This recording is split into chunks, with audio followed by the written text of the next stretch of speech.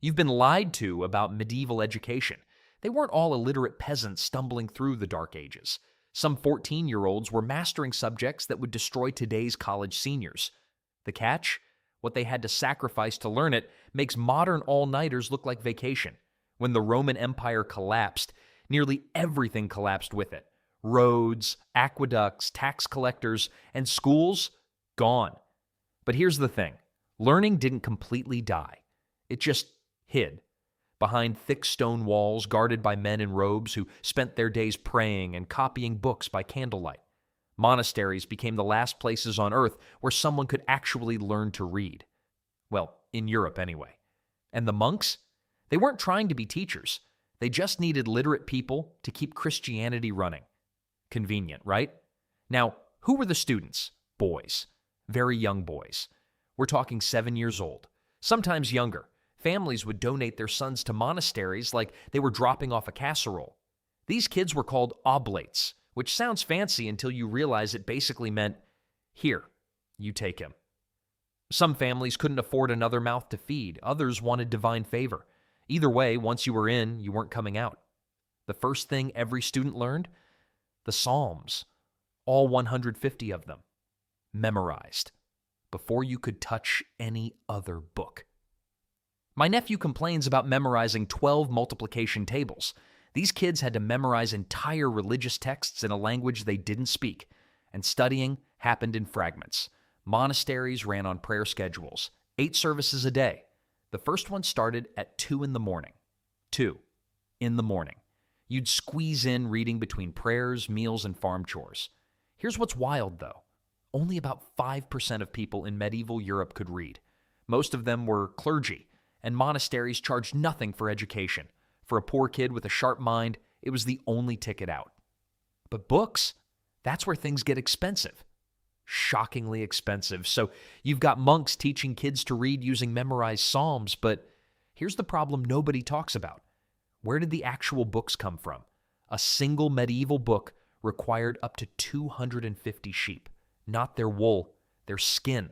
Parchment came from animal hides that were scraped, stretched, and dried until paper thin. One Bible could wipe out an entire flock. That's not a textbook. That's a small fortune with a spine, and this explains something crucial. Students couldn't own books. Period. A decent manuscript cost more than a house in some towns. So how did anyone learn anything? They listened. They memorized. Everything. A professor would read aloud from the university's single copy while students carved every word into their brains. No highlighting, no flashcards, just pure, desperate concentration. Now, making ink was its own nightmare. Every morning, someone had to grind oat galls, mix in iron sulfate, add gum arabic, and hope it didn't turn out too watery. This recipe stayed unchanged for 500 years. Why mess with something that works? But here's where things got serious. Damage a monastery's book? You might face weeks of fasting. Steal one? Excommunication. We're talking eternal damnation over what was basically an expensive stack of dead sheep. The entire library of a wealthy medieval university might contain 300 books. Your phone right now holds millions of times more text. Let that sink in. Books were literally chained to desks, not as decoration, as security. Losing a book was like losing a house, a farm, and your reputation all at once. Yet despite these insane costs, students still found ways to learn. Though speaking of obstacles, the biggest one wasn't money. It was language itself. Latin. That was it. That was your only option. Every single subject, medicine, law, theology, philosophy, all taught in a language that nobody actually spoke at home. You could be a genius at understanding how the world works, but if you couldn't conjugate Latin verbs, forget it. You're staying on the farm. Here's where it gets brutal. Speaking your native tongue in class could get you beaten. Seriously. Schools actually assigned older students as spies to report language criminals. Imagine getting ratted out by your roommate because you asked for the salt in English, and the weird part is, there wasn't even agreement on which Latin to use. Church Latin had evolved differently from classical Latin, so scholars spent centuries arguing about proper pronunciation and grammar. These were actual academic feuds. People wrote angry letters. Friendships ended. But here's the upside nobody mentions. A student from England could sit next to someone from Poland, and someone from Spain, and they'd all understand each other perfectly. Latin was the universal language of educated Europe. It was basically the medieval internet, one shared platform connecting everyone with access. Getting access, though? That meant memorizing 1,000-line poems about verb conjugations. I'm not exaggerating. These poems existed specifically to drill grammar into student brains. Entertainment and education smashed together because books were too expensive for practice exercises. This Latin-only rule created a brutal filter. If you grew up speaking only English or French or German, which most peasants did, you were automatically locked out of higher learning. Your parents couldn't help you study. Your village had no Latin speakers. The language itself became a wall. But walls can be climbed. And around 1100, ambitious bishops started building ladders. Here's the thing about monasteries. They were amazing at preserving knowledge, but they were stuck in the middle of nowhere. Fields, forests, miles from anything interesting. By the 1100s, Europe was changing. Cities were growing. Trade was booming. And ambitious bishops looked at their cathedrals and thought, why should monks have all the educated people? So they started their own schools, right in the heart of cities. No more trudging through mud to reach some isolated abbey. These cathedral schools taught something called the trivium: grammar, rhetoric, and logic. Sounds boring? It was actually brilliant. Grammar taught you to understand language precisely. Rhetoric taught you to persuade people. Logic taught you to argue without looking like an idiot. 3 skills. Still useful today. My boss could use some logic lessons, honestly, but here's where it gets wild. Famous teachers became actual celebrities. When Peter Abelard started teaching in Paris, thousands of students crossed entire countries just to hear him speak. No trains, no cars. People walked for weeks for a lecture. Try getting students to walk across campus today. Unlike monasteries, these schools charged real money. Boom. The first tuition system in Western education was born. Knowledge officially had a price tag. And the students? They lived wherever they could find a room. No dormitories, no supervision, just young men with money, too much free time, and easy access to taverns. The result was predictable. Legendary rowdiness, street fights, drinking contests, the medieval equivalent of spring break, except it lasted all year. Cathedral schools kept growing. More students, more teachers, more chaos. Eventually, someone realized this mess needed organization. Students and teachers started forming official groups with legal rights. And that's when universities were born. So who actually got to study in medieval times? Here's the funny part. Noble families, the ones with all the money, mostly avoided schools entirely. They thought book learning was for wimps. A real knight needed sword skills, not Latin grammar. Why read about battles when you could fight in them? Wealthy merchants saw things differently. Around 1150, they started sending sons to cathedral schools. These kids learned enough Latin to handle contracts, keep records, and not get cheated. A whole new educated middle class was born from parents who wanted their children to count money faster than they could. Now, women? Almost completely shut out. The doors were basically locked. Some nunneries taught aristocratic girls to read, but that was about it. A talented woman born in 1200 had roughly 0 paths to formal education. Her brother could become a scholar. She could become a nun or a wife. Those were the options. Jewish communities ran their own schools and honestly embarrassed everyone else. Their literacy rates crushed Christian populations because reading religious texts was a community expectation, not a luxury for elites. But here's where it gets interesting. The church actively hunted for smart peasant boys. A clever kid might catch the attention of a local priest who'd teach him Latin on the side. Why? Because a poor boy who owed his entire career to the church made the most loyal servant imaginable. He had nowhere else to go, no family connections, no backup plan. The institution basically created its own workforce from scratch. Makes sense, right? Find talent cheap, train it yourself, keep it grateful forever. But getting into a school was just the beginning. What actually happened once students organized themselves into groups? That's when things got really interesting. The University of Bologna started around 1088. Not because some king founded it, not because the church organized it. Students did. Here's what happened. A bunch of law students got tired of getting ripped off by landlords and ignored by professors. So they did something radical. They formed a union. And I mean a real union. These students hired and fired their own professors directly. If a teacher was boring, gone. If he showed up late, fined. If he skipped the hard material because he didn't feel like explaining it, that cost him money too. The word university comes from the Latin word for corporation. That's all it meant. A group of people with legal rights to negotiate together. Students literally invented collective bargaining 800 years before labor unions became a thing. But Paris took the opposite approach. There, professors controlled everything. They formed the corporation, set the rules, and students just had to deal with it. Two models, same era, completely different vibes. Now here's what gets me. By 1300, Europe had about 20 universities total. 20. Meanwhile, the Islamic world had established similar institutions 200 years earlier. Baghdad's House of Wisdom was training scholars while Europeans were still memorizing psalms in cold monastery rooms. We like to think we invented higher education. We didn't.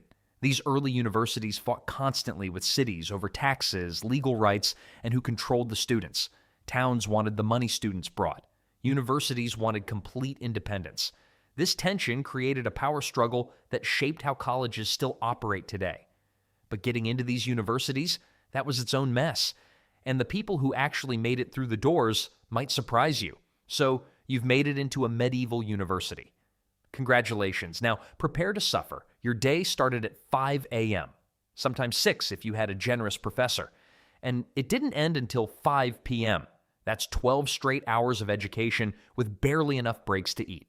Modern students complain about 8 a.m. classes.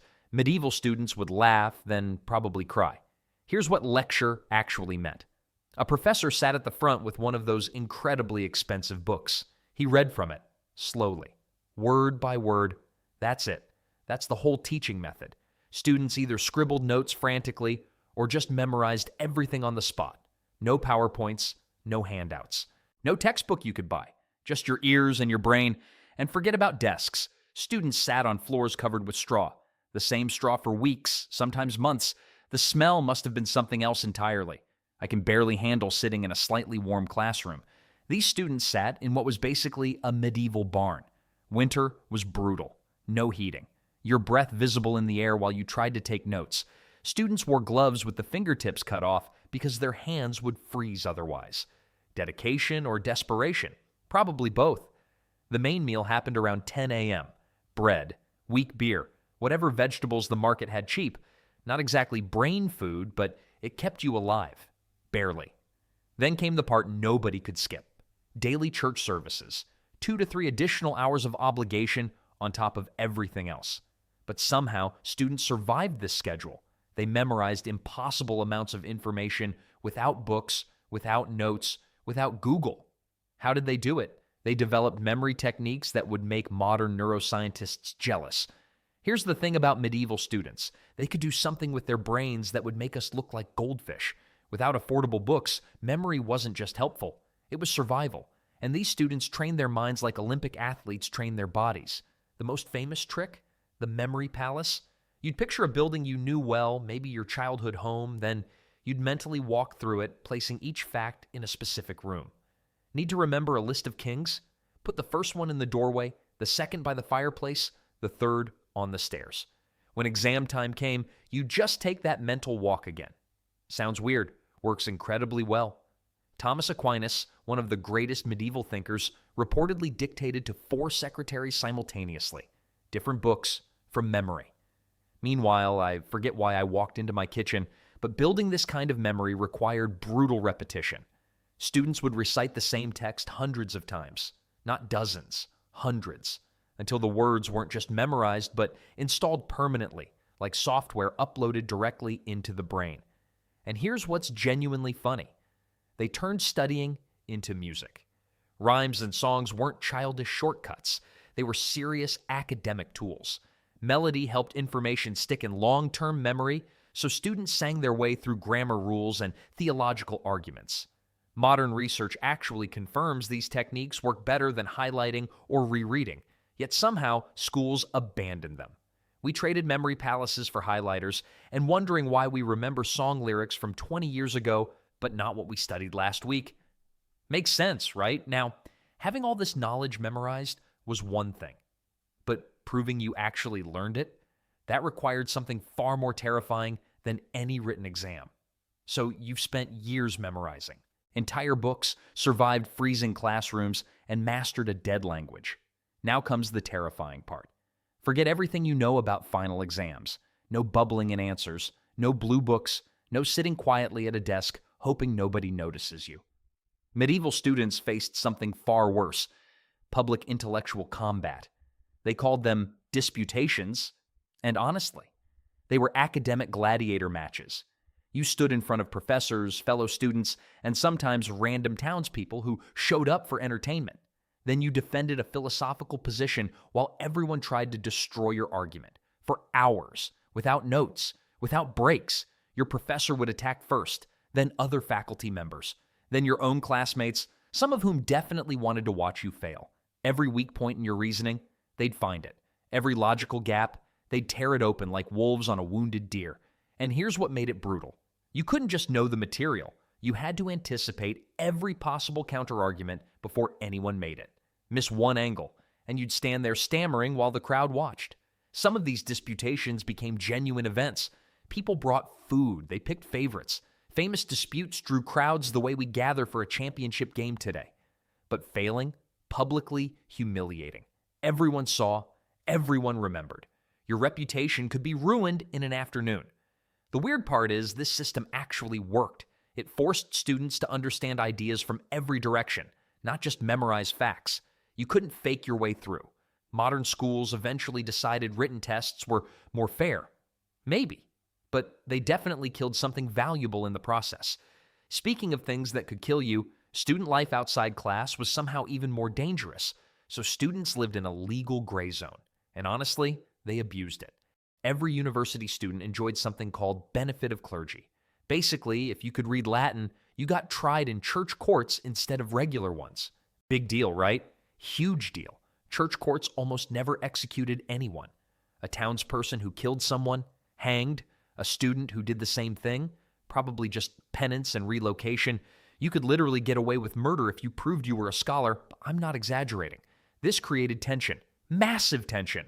Locals hated students. Students looked down on locals, and when alcohol entered the equation, which happened constantly, things exploded. The 1209 Oxford riot started because a student killed a townsperson. Pretty straightforward crime, right? But here's where it gets wild. The town responded by grabbing 3 completely innocent students and hanging them. No trial, no investigation, just revenge. Scholars fled Oxford for years. Some never came back. Universities learned from this. They started threatening cities directly. Give us tax breaks. Give us special privileges. Let us police our own. Otherwise, we pack up and leave, taking all our money and prestige with us. Cities caved every single time. Then there's the drinking. Student drinking was so constant, so unavoidable, that many universities just surrendered. The only rule? Don't be drunk during actual lectures. Everything else was fair game, but the real chaos came from nations. Foreign students formed clubs based on their homeland. German students in one group, French in another, English separate still. These nations didn't just socialize together, they fought each other with actual weapons, swords, daggers, real medieval violence in university streets, and somehow, through all this chaos, students were supposed to be learning. What exactly were they studying? So you survived years of Latin grammar and endless debates. Now, what did you actually learn? First came the trivium, grammar, rhetoric, logic. But after that, the quadrivium, arithmetic, geometry, music, and astronomy. Together, these made up the 7 liberal arts. Sounds fancy, right? Well, here's the thing. Medieval music wasn't about playing the lute or singing ballads. It was pure mathematics, ratios, frequencies, the relationship between string lengths and pitch. Honestly, it was closer to physics than anything you'd hear at a concert. I'd have failed spectacularly. Medical students had it even stranger. They spent years reading ancient Greek texts about bodily humors and bloodletting. Actual patients? They didn't touch one until deep into their training. It's like learning to drive by only reading car manuals for 5 years. Then there were the law students. 2 completely different tracks existed. Church law if you wanted a religious career, civil law if you aimed for government work or business. Pick wrong, and you've wasted years studying the wrong set of rules. But theology, that was the ultimate degree. We're talking up to 16 years of study. 16. That's longer than it takes to become a surgeon today. By the time you finished, you'd spent your entire youth with your nose in manuscripts about divine mysteries. And here's what nobody tells you. Most students never graduated at all. They'd stick around for a few years, learn enough Latin to work as clerks or minor church officials, then leave. No degree, no ceremony, just enough education to escape farming. The ones who did finish, though, they faced a graduation ceremony unlike anything we'd recognize today. So you survived years of memorizing Latin grammar, debating professors who wanted to destroy you, and sitting on freezing floors. Now comes the fun part. Actually, the expensive part. The word bachelor didn't start in universities. It originally meant a young knight serving under a more experienced one. Universities just borrowed it for beginning scholars. You were basically an academic squire. But becoming a master? That's where things got wild. First, you had to defend your thesis publicly. Hours of professors grilling you while everyone watched. Survive that. And here's your reward. You owe everyone money. New masters were required to throw an elaborate feast for all the professors. We're talking serious food and drink. And if that wasn't enough, you also had to buy every single professor a new pair of gloves. I'm not joking. Gloves were the medieval graduation gift, and you were paying for all of them. Then came the ceremony itself. Your professor would formally strike you. One last blow from your teacher. Symbolic, sure, but still a smack. Congratulations, scholar. After the hit, you received your special hat and a chair. These weren't just accessories. They were symbols showing you now had authority to teach others. You'd earned the right to sit while everyone else stood. And the total bill for this whole education? About 5 years of a skilled craftsman's wages. Your family basically bet the farm on your brain. But here's the payoff. Having any degree made you part of maybe 1% of the entire population with advanced education. 1%. You weren't just educated, you were rare. Of course, most students never made it this far. They dropped out after a few years with enough Latin to work as clerks, which honestly was still pretty good for medieval times.